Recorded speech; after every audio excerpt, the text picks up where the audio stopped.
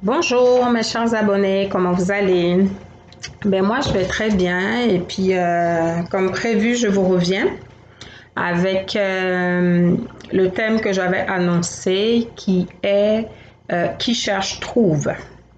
C'est un thème qui m'a tellement nourri que j'ai vraiment ordonné mes notes là pour que vous puissiez comme rentrer dans, on va dire, cette réflexion que j'ai eu à mener. Donc, on va commencer. Excusez-moi, de temps en temps, je vais comme switcher un peu. Donc, d'où ça m'est venu? De dire que ça peut être sujet à réflexion ou sujet à partage. Dans le fond, c'est le fruit d'une conclusion après un processus dans lequel j'étais passée. Et puis à l'intérieur de moi, il y a eu comme ce truc qui a fait, comme la bonne ivoirienne là, qui a fait, il y a quelque chose à faire dans cette affaire. Donc, quel a été ce fameux processus qui m'a permis de mener cette réflexion et puis d'aller à un certain niveau de profondeur que je vais vous partager tantôt. Première étape, le processus a été déclenché par le fait que je sois sortie de ma zone de confort. Ma zone de confort, c'était laquelle? Ben, c'était mon pays natal où j'ai vécu tout le temps, la Côte d'Ivoire, la famille, le travail, les amis et tout. Donc, à un moment donné, il a fallu que je prenne une décision qui m'a fait sortir de cette zone de confort. Il est vrai que la zone de confort, on va dire, elle avait ses hauts et ses bas, ses défis, mais n'empêche que c'était confortable parce que c'est un environnement que je connais, je suis entourée de personnes que je connais, avec qui j'ai grandi, avec qui j'ai toujours travaillé, en tout cas, un milieu qui est familier. Donc, sortir tout de suite de sa zone de confort, ça nous pousse vers quoi? Ça nous amène vers quoi? Dans le fond, ça va nous amener vers ce qu'on appelle la zone de peur, la zone d'incertitude. Parce que, tu sais, comme on dit toujours, il y a un adage qui dit, on sait ce qu'on quitte, mais on ne sait pas ce qu'on va trouver. Donc, oui, je sors de ma zone de confort, mais après, c'est l'inconnu. Oui, c'est une décision de s'établir à l'étranger. Oui, on apprend des choses, mais n'empêche que le détachement reste toujours un peu, pour ne pas dire assez difficile à gérer. Et c'est là où on a des hauts et des bas pendant ce processus de décision. On est optimiste, non, ça va aller, c'est un mieux-être qu'on recherche. Et puis, tu sais, on se motive, mais il y a des moments où c'est chaud, c'est chaud. Donc, une fois qu'on réussit à faire le saut, comme j'ai réussi à le faire, et puis dire bye-bye à ma famille, dire bye-bye à un travail que j'aimais bien, dire bye-bye à des amis, dire bye-bye à un quartier, à une ville, à un pays qui m'a toujours connu.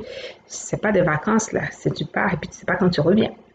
Donc, ça a été chaud. Mais il fallait le faire et j'ai réussi comme à pousser la porte de cette zone de peur, de cette zone d'incertitude. Donc, on sort de la zone de confort, on sort de la zone de peur, la zone d'incertitude. Et là, maintenant, on va vers une troisième zone qui est appelée la zone d'apprentissage. La zone d'apprentissage, pour moi, qu'est-ce que ça a été? Ça a été, OK, j'arrive à Montréal, nouvelle ville, il faut apprendre à y vivre. Il faut apprendre à manger.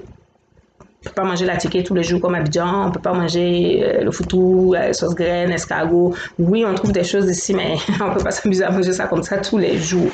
Donc, il faut apprendre à vivre dans un nouvel environnement. Il faut apprendre même à se vêtir. Il faut savoir s'habiller pour le froid, il faut savoir s'habiller quand il commence à faire chaud. Enfin, il y a tout, c'est tout un nouveau style de vie qu'il faut apprendre. Et pendant cette période d'apprentissage, il y a quand même, on va dire, des décisions à prendre. Il y a des choses comme tout ce qui est besoin lié à la vie sociale, on y va à son rythme, mais il y a l'insertion professionnelle aussi qu'il faut gérer. On fait quoi une fois qu'on est arrivé? Réflexion encore. Donc, je réfléchis et puis pendant que je réfléchis à ça, il y a quelque chose qui commence comme à m'interpeller, à être ce que nous, on va dire les chrétiens, on aime appeler un fardeau sur le cœur. Je me souviens de ces moments où je m'asseyais et puis je réfléchis. Puis c'est comme si en faisant le déplacement, je me déplaçais avec une responsabilité. De dire ceux qui n'ont pas eu l'opportunité de faire ce déplacement, qu'est-ce que moi je peux leur apporter de par l'expérience que j'aurais réussi à vivre ici, de ce que je vais voir ici, comment je peux impacter positivement ceux qui n'ont pas eu cette opportunité. Je ne dirais pas cette chance parce que je suis de celles et de ceux qui croient qu'on a une terre de bénédiction. Tout le monde n'est pas fait pour être partout. Donc, ne pas être au Canada, c'est pas une fatalité, c'est pas un manque de chance, c'est juste que peut-être c'est pas sa terre. Ou ne pas être en France, en Belgique, je ne sais là, c'est pas une fatalité. Il y a des personnes qui sont faites comme pour aller sur des terres pour des missions bien précises. Et puis, il y a des personnes qui sont faites pour rester comme sur leur terre natale, mais qui auront des opportunités comme de voyage, de mission, de séjour comme ça, très ponctuelles à l'extérieur, mais sans vraiment s'y établir. Donc, je me retrouvais en fait, pour revenir à ce que je disais, avec ce fardeau, avec cette responsabilité. Et j'ai commencé à réfléchir et je me souviens que j'observais un peu tout pour voir comment les choses se faisaient. Ah, telle chose, ça pourrait être intéressant. Telle chose, ah, c'est fait différemment. Et puis, à un moment, dans mes balades sur Facebook, je commence à m'intéresser à nos artisans. Je découvre des personnes qui ont un talent, mais vraiment, c'est comme, waouh, les gens sont doués, ils font de belles choses. Mais je regarde et puis, je suis comme, les gens n'ont pas accès forcément à l'international. Comment permettre à ces personnes-là d'avoir une visibilité? Et puis, plus je réfléchis, plus le projet se dessine et puis ça prend toutes sortes de formes. Et à un moment, je me perds un peu parce que je me dis, mais tu peux pas être en train de penser déjà à aider des gens alors que toi, tu es arrivé, tu es encore en train de te chercher, tu n'as pas trouvé encore quoi que tu fais, tu prends des cours, c'est quoi ton orientation? Donc, je dirais, dans ça, là, c'est comme, il y avait une partie de moi qui restait comme accrochée à une mission de vie dans d'autres vies. Donc, j'ai continué mon cheminement, j'ai continué à rester proche, à surfer, à regarder, à écrire des messages, envoyer des inbox à des artisans que je trouvais talentueux, juste les féliciter parce que c'était ça que je pouvais leur offrir, j'avais rien d'autre. Et de fil en aiguille, je prends des formations ici, je reste très proche du milieu de l'entrepreneuriat, ça m'intéresse, ça me passionne, mais bon, c'est sûr que pour le début, il faut payer les factures, il faut faire des affaires, donc tu te dis, on bondit pas direct comme ça en entrepreneuriat, on se structure et puis on essaie de s'insérer professionnellement. Et une fois que ça c'est fait, on peut maintenant comme nourrir ces rêves-là et puis avoir la tête tranquille pour s'en occuper. Et donc, c'est toujours dans cette zone d'apprentissage que j'étais encore en train de naviguer lorsque j'ai pris la décision, parce qu'à l'automne dernier, j'avais fait une pause, je voulais me former, mais je cherchais encore dans quel domaine, j'avais plusieurs centres d'intérêt. Et puis en janvier, j'ai pris la décision de bondir, mais vraiment bondir là sur un nouveau programme qui venait d'être lancé. Et puis qui apparaissait comme la petite pièce du puzzle qui manque. Et puis tu sais, tu mets ça dans ton affaire, puis chic, ça donne, c'est parti. Donc je disais, waouh, ce programme-là pouvait pas mieux tomber. Ça répond à mes attentes à 500%. Ça m'aide à construire mon projet d'affaires. Ça me permet de finir le programme que je suis en train de faire dans une période plus courte. Donc, je pars vraiment comme avec la motivation là. Et puis, je commence le programme, mais le programme, il est vraiment intensif. Et moi, je travaille à temps plein. Je commence le programme pendant 4 jours. Je vois que ça marche pas. Ça marche pas avec mon rythme de travail et puis tout ce que j'ai comme activité à côté. Donc, j'abandonne le cours. Mais j'abandonne le cours et il y a quelque chose en moi qui me chicote, qui qui me met dans une situation, on va dire un peu comme d'empressement. Donc, j'abandonne le cours et dans la même semaine, je me réinscris à un autre cours. Et je commence ce cours, je le fais et puis il répond à mes attentes, mais je sens qu'il y a quelque chose encore que j'ai pas encore touché. Et je continue à écouter mes messages sur YouTube et tout. Et puis là, quelque chose va se passer. Quelque chose va se passer. Je prends mes notes rapidement pour être sûr que je n'ai rien oublié. Ok, je pense que j'ai dit l'essentiel. Donc, quelque chose va se passer. Je tombe sur une vidéo. Une vidéo de la coach Armelle Ondo. Et j'écoute la vidéo. Je vais vous partager le lien. Je n'ai pas le titre exactement en tête, mais je pourrais le partager après pour ceux qui voudront voir, écouter son message et puis voir comment elle avait orienté. Je l'écoute et puis il y a quelque chose qui se passe dans ma tête. Définitivement. Définitivement. Et là, je me dis, OK, je pense que je me rapproche de ce que je cherche. Et je vous signale là, je cherchais, mais je ne savais pas quelle forme ça allait prendre. J'avais besoin de chercher quelque chose. Je savais que ça allait être aider, permettre aux gens d'être plus heureux par l'exploitation de leur talent, tout ce potentiel qui est en lui. C'est cette conviction que j'avais. Mais sous quelle forme? Aucune idée. Aucune idée. Et donc, j'écoute le message et puis, il y a quelque chose qui se passe. Et au cours du message, elle fait référence au coach William Jamel. Et donc, là, j'avais déjà entendu parler de lui, mais c'était pas le temps. Et là, je vais sur la page du coach William et puis j'écoute des vidéos, puis waouh, je me rends compte que ouais, ce que j'avais comme, on va dire comme intuition à l'intérieur, c'est exactement ça qui fait à une autre dimension. Donc tout de suite, je me suis inscrite pour la... J'ai eu comme une demi-journée de réflexion, de doute. J'ai foncé, je me suis inscrite pour la formation.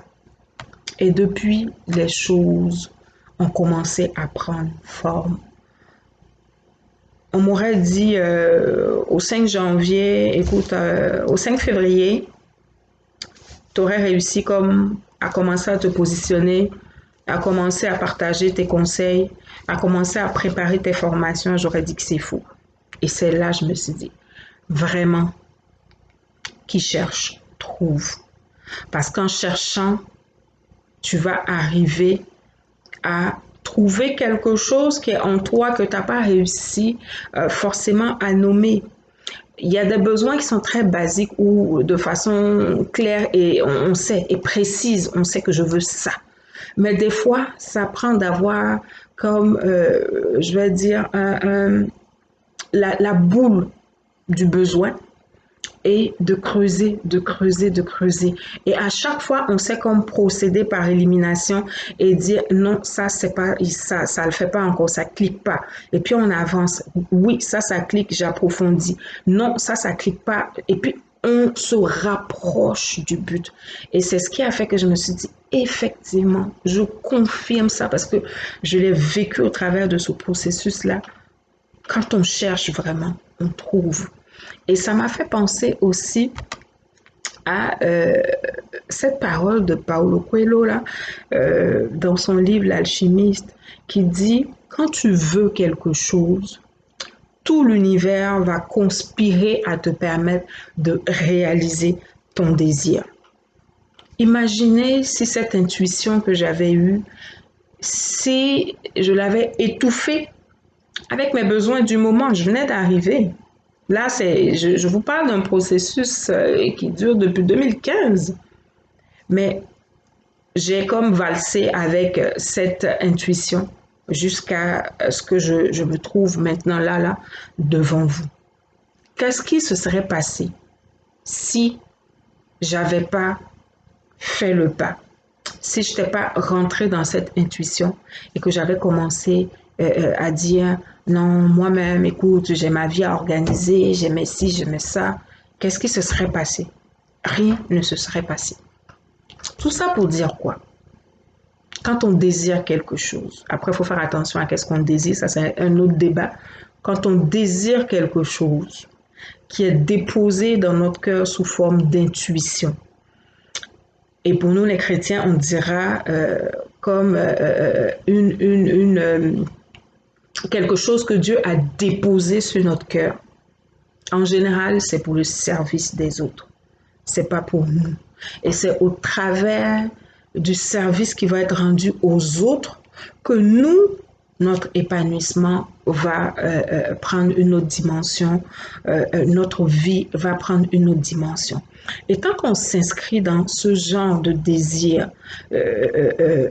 qui sont, on va dire, d'origine, je ne peux que parler de Dieu parce que c'est lui qui me permet de faire ce que je suis en train de faire. Donc, d'origine divine, qu'on soit croyant ou pas croyant, mais qui vient, on va dire, de cette force supérieure. Tant qu'on a une intuition pour le service et qu'on se met en mouvement, résolument, les choses vont changer. Et justement, dans le livre sacré, dans la Bible, on le dit. Qui cherche, trouve. On nous dit aussi, à tes résolutions répondra le succès. Si tu te mets en mouvement, si tu décides de te mettre en mouvement, quelque chose va se passer. Et pourquoi j'ai voulu faire ce partage, c'est vraiment pour encourager quelqu'un.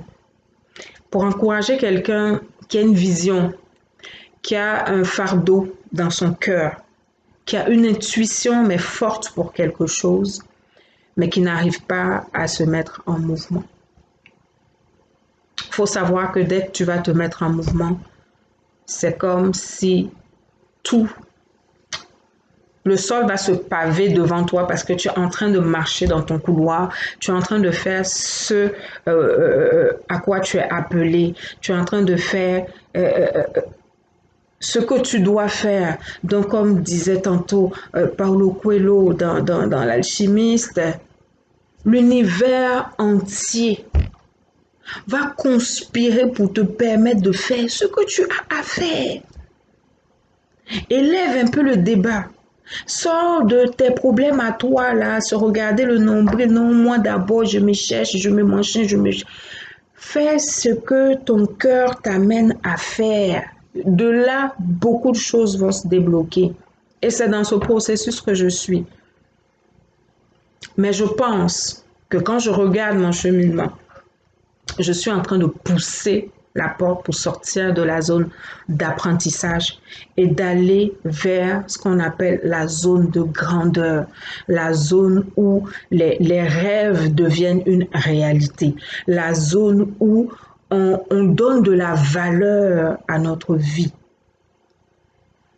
Et cet exercice, on peut le reprendre tout le temps. C'est d'autres des nouvelles intuitions, des nouveaux défis qu'on va accepter de prendre. Et à chaque fois, on va sortir de notre zone de confort. Après, on va passer par la zone de peur, la zone d'incertitude. Après ça, on va passer par la zone d'apprentissage. Et on va terminer assurément par la zone de grandeur. Donc, c'est vraiment pour encourager quelqu'un à suivre cette intuition, à suivre ce fardeau qui est sur son cœur, à suivre cet intérêt que tu as pour militer pour certaines causes, cet intérêt que tu as pour certains sujets. C'est pas fortuit. Tout le monde n'a pas les mêmes intérêts, tout simplement parce qu'on n'a pas tous les mêmes rôles. Et donc, par rapport à qu'est-ce que toi, tu es censé faire, tu vas avoir une intuition particulière, un désir particulier. Donne-toi juste la chance de pousser et de pouvoir le réaliser. Donc, je suis vraiment là pour encourager quelqu'un à écouter cette voix à l'intérieur, à savoir faire taire les voix, on va dire, de ses besoins personnels. Parce que dans le fond, ce qui te concerne, ta solution là, c'est dans la main de quelqu'un d'autre. Toi, déploie ce que tu as déployé. Et si tout le monde est vraiment dans cette dynamique, je rêve de ce monde où on est comme tous en train d'être une solution les uns pour les autres. Quelqu'un va me dire, j'ai tellement traîné, je n'y crois plus. il y a longtemps. Le temps est passé. C'est plus possible. Avec Dieu, on rachète le temps. Tout part de ta décision. Si tu veux le faire, la cause d'hier, elle a certainement évolué, mais tu peux toujours t'y mettre. Tu vas actualiser ton niveau de connaissance par rapport, on va dire, au sujet, par rapport à la question, mais tu t'y mets. Parce qu'à la fin du jour, là, il faut avoir des vies qui produisent, des vies qui ont de l'impact, des vies qui font du bien, des vies qui produisent la vie. Donc voilà ce que j'avais comme message pour vous, qui m'était revenu comme ça quand je pensais, je réfléchissais. De plus en plus, je vais vous parler d'introspection parce que c'est un exercice que j'aime beaucoup.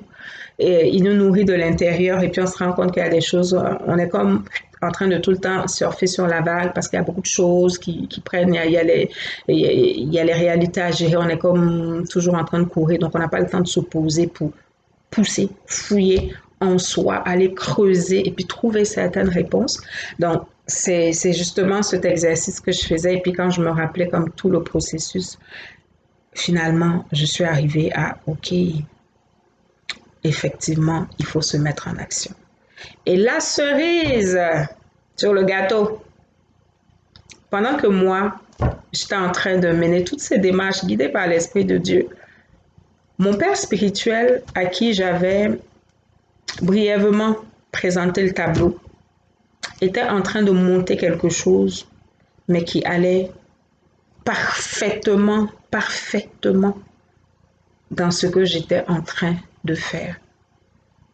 Et là, quand finalement, on va dire, nos projets se sont croisés, c'est comme s'il m'avait déjà communiqué quelque chose et que moi, je lui avais communiqué quelque chose et qu'on avait travaillé chacun. Donc, pour dire et confirmer vraiment que quand tu es en train de faire ce que tu as à faire, l'univers va conspirer. Les choses vont s'arranger d'une manière qui vont te dépasser. Mets-toi seulement en mouvement. Je ne te dis pas que tu te mets en mouvement et puis tout de suite, ça apporte des fruits, non. Il y aura des pleurs, il y aura des incertitudes, il y aura des craintes, il y aura toutes sortes de choses. Mais avance. Suis ton intuition. Avance. Je t'en supplie. Avance. Fais-le. Et demain, tu te rendras compte que en le faisant, tu étais en train de sourire à la vie parce que tu as fait un clin d'œil et puis tu as dit yes. Et qu'est-ce que la vie va faire pour toi en retour? La vie va te faire rire. La vie va te faire rire. C'est ce message que j'avais pour toi. Si cette vidéo t'a fait du bien, tu sais ce que tu as à faire. Tu la partages et tu t'abonnes à ma chaîne si ce n'est pas encore fait. On va essayer de se parler, on va dire quoi, une fois par semaine. J'aurai quelque chose à dire, à partager. Et puis, mes capsules, c'était quand la dernière fois? Ouais, je suis en train de préparer celle que je vais faire aussi certainement pour la fin de la semaine. Donc, on dira dimanche soir ou lundi, vous devrez avoir un post supplémentaire. Merci d'avoir pris le temps de m'écouter. Merci pour votre fidélité. Et je vous aime. Ça ne change pas. Bye bye.